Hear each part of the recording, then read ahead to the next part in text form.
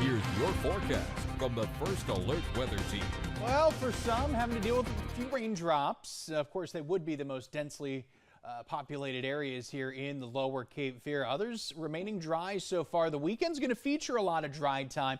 We'll caution you about Sunday, though, as we see the approach of our next system and a strong front behind it. So that'll beef up the rain chances just a little bit, but by and large, most of your activities should fare pretty well. If you're doing maybe a decoration swap or some other shopping and errands, more power to you.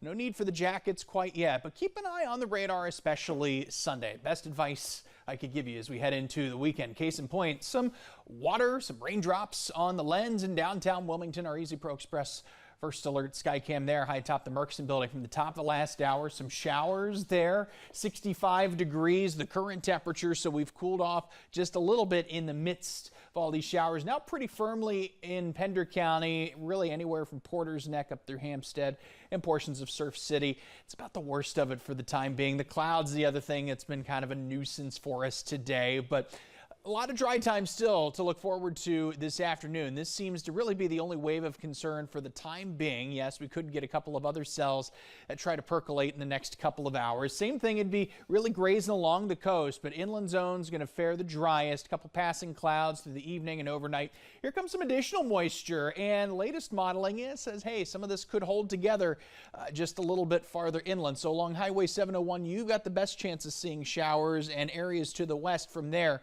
But the time these showers migrate their way to the east, a shell of their former selves, mind you, but still got to keep an eye out for a couple passers-by. Same case Saturday night, and here's daybreak Sunday along the coast. Once again, we'll have to watch for some more spotty showers, and then Sunday afternoon with a couple of waves that may percolate in the afternoon. Notice the coverage, though, not all that impressive. That said, anything that does develop could be low-end gusty or even borderline severe, as per the Storm Prediction Center out of Norman, Oklahoma. At least a marginal risk for Sunday. I expect that may get dialed back just depending on the coverage. We'll keep an eye on it nonetheless as we keep an eye on temperatures in the mid-70s for the afternoon, dipping back into the lower 60s, 9, 10 o'clock. Of course, sunset about 5:12 tonight now that we're back on standard time. 50s and 60s tomorrow morning, and then here we go into the afternoon with middle and upper 70s. Those cold nights coming, so as you go about your weekend plans, a good idea maybe to winterize some of the more vulnerable things you have around the house. Of course, irrigation systems, and of course, making sure the pets have a nice warm place to sleep outside should they. Bring them in if you can. And then you got a wind chill to deal with too, so at times it may actually feel like, yes, the middle and lower 20s. So not messing around with this cold. That's why we've got First Alert weather days from Monday and Tuesday, really the first big cold snap of the season.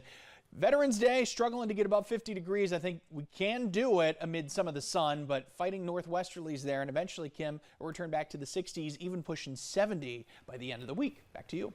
All right, Gabe.